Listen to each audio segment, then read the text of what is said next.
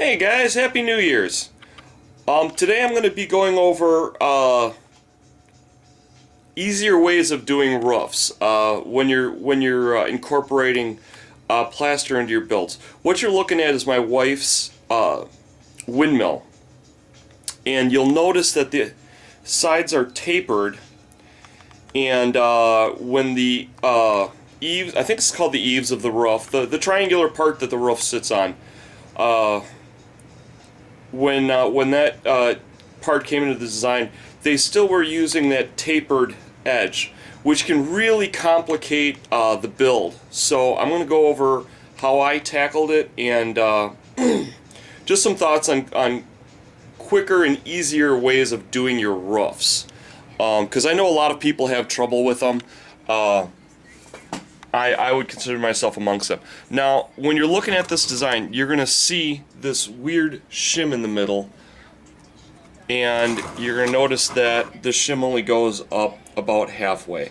This takes into account the angle of that of that roof eave, and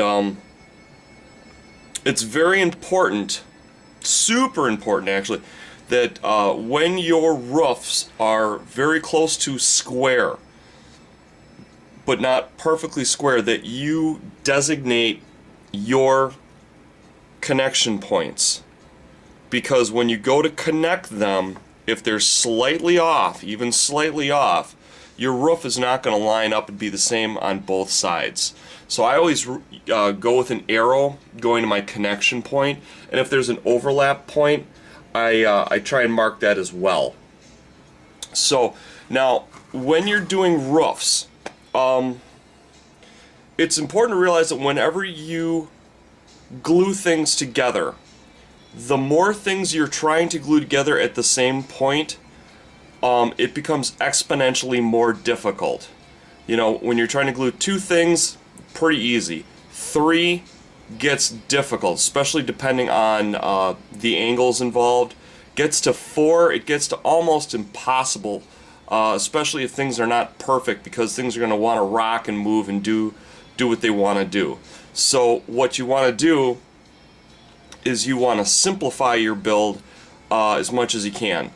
So what I did, obviously, is I made my center piece to take the angle into account, for one, and secondly, and probably even more importantly, I'm giving myself an ability to hot glue together essentially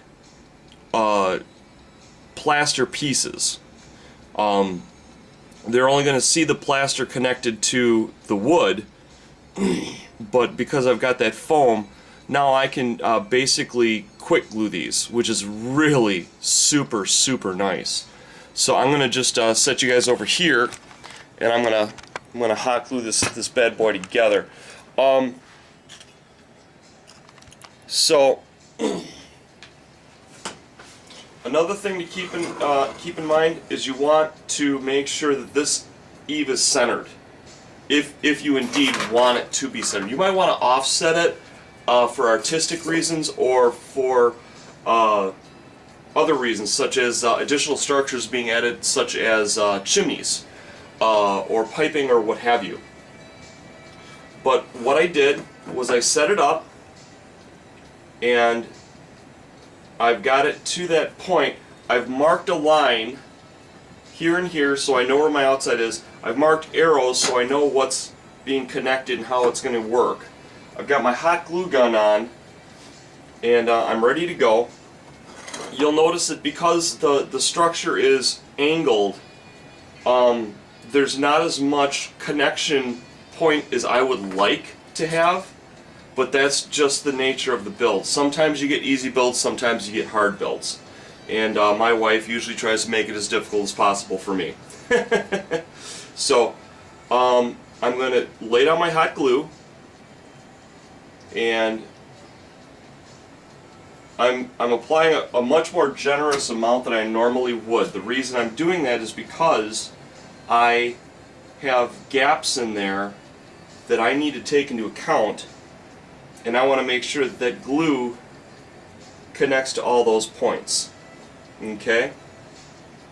Also, one of the nice things about foam is, whoop, I think a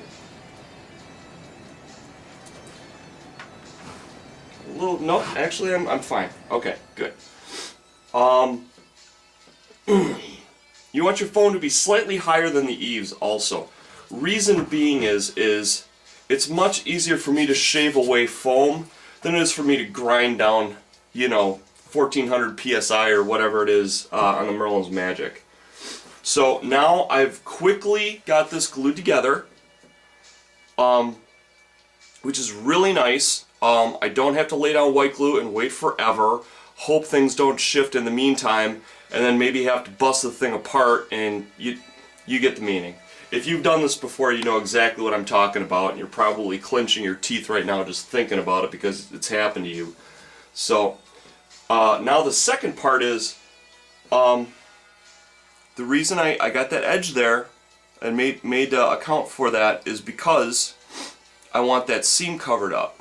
Now, some people like to use shingles, some people don't.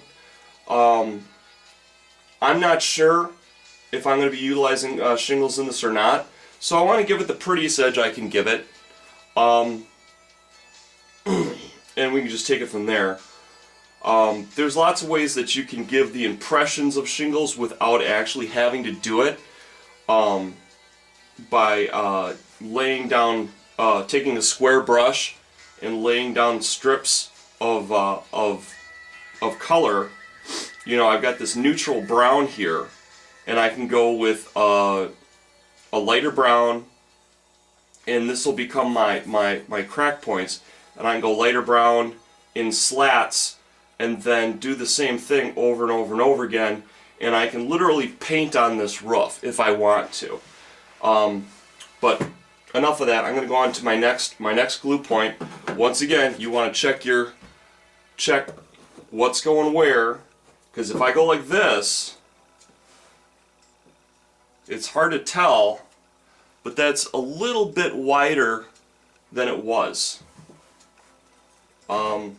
I try and be as much of a perfectionist as I can be. Obviously, it's based on, you know, how much the, you know, how much time and effort, you know, how much money the client is willing to, you know, budget towards the build. So, you know, you have to take all that into account. I was the best paid Indonesian slave pearl diver in my year off trying to make a go of this. Hence I needed to get a job. But so yeah, you need to account for your time. You know, I hate bringing up money, but I've noticed I'm getting a lot more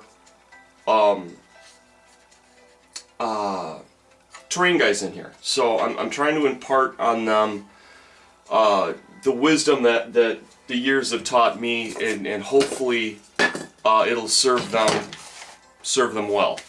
But anyways, here's the roof. I literally glued it on in a matter of minutes. It would took even less time if I, you know, wouldn't have been talking and whatnot. But is there's going to be some gaps? Of course, there's going to be some gaps.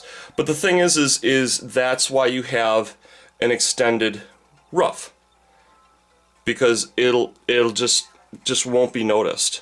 You know what I'm saying? And now I've got a structurally strong. I mean, this thing is strong. I mean, it literally. Here, let me I'll leave that there for you. I'm going to give you some eye candy of how it looks with the actual build.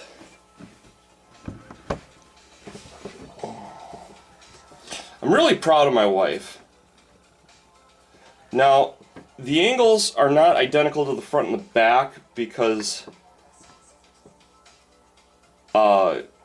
it was just the nature of how the glues, or how the bricks dried. So I tried to match the angles appropriately to the side.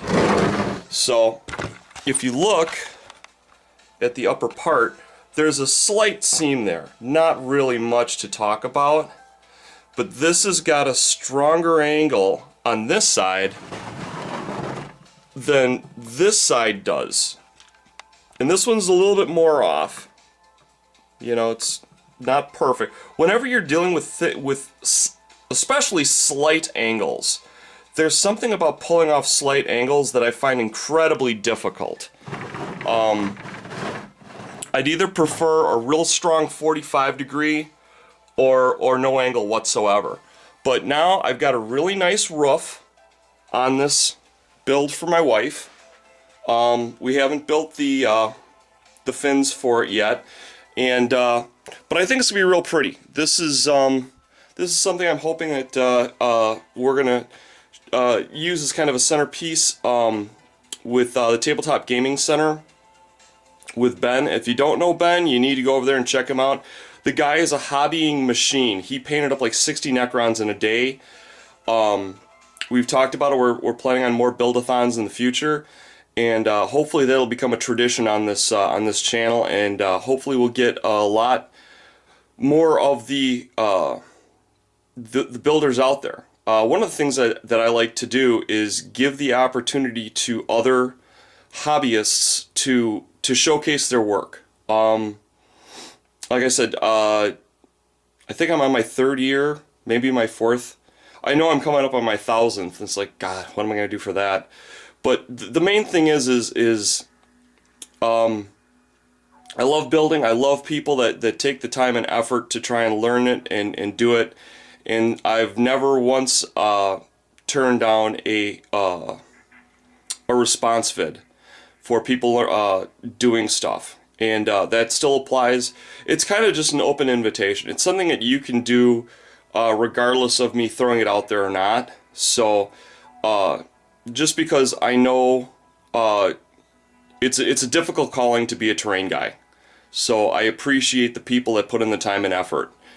We're one big family here as far as I'm concerned. So this turned into way too much of a ramble, but basically that's a quick how to speed up your roofs by employing foam into it. Obviously you'll have to white glue the foam to it, but then you're working with one chunk and something that you can fast apply, as opposed to something that you're going to have to make all sorts of rigging and whatnot to try and get it to hold together. So hope you guys enjoyed this vid and the ramble, and like I said, if you got a roof how-to or something you want to connect it to this, send a reply, a video response, and I will be happy to share what you do and share it with all my subscribers. So love you guys, take care, have an awesome weekend. Hopefully we're gonna have a lot to show you this Sunday when I get off. So take care, love you, bye bye.